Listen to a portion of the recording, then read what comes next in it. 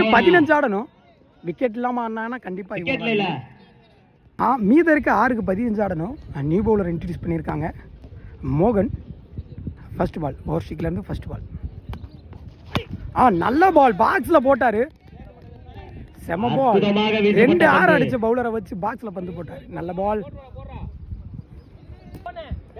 Batting டீமுக்கு தேவையோ 5க்கு 2 6 அந்த முனைப்பில் தான் இருப்பாங்க. நல்ல பால், அது ஒரு மிஸ்டேக் பண்ணியிருக்காங்க, மிஸ் பண்ணியிருக்காங்க. ஓட்டங்கள் 1 மட்டும், 1 ரன்னாக மாற்றிருக்காங்க. நல்ல ஃபீல்டர் கணக்கு. தேர்ட் பால், மேட்சை நிர்ணயிக்கக்கூடிய பந்து. நல்ல பால், நல்லா யோசிச்சு போட்டிருக்காரு. இங்க ஃபீல்டர் காந்தி, நல்ல ஃபீல்டர். சிங்கிள், 1 ரன்கள் மட்டும், நல்லா போட்டிருக்காரு இங்க மோகன். மீத இருக்க 3 பாலுக்கு 13 ஆடணும். அவங்களுக்கு தேவையே 2 அடி.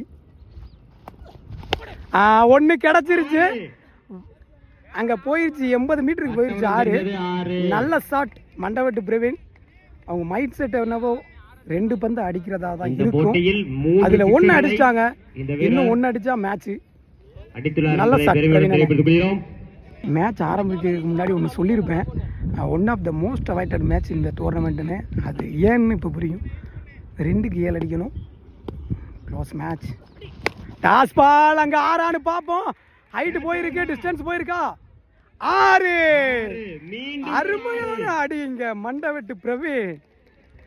Close match. What a match, what a match. 1க்கு 1 ஆடணும். விக்கெட் 1க்கு மேட்ச் ட்ரா. விக்கெட் இல்லாமல் நின்னாவே வின் இவங்க தான். செட்டியார்பட்டி ஆல்மோஸ்ட் மேட்சை வின் பண்ணிட்டாங்க. செட்டியார்பட்டி செம்ம செம்ம ஒர்த்துங்க, worth. This match is worth.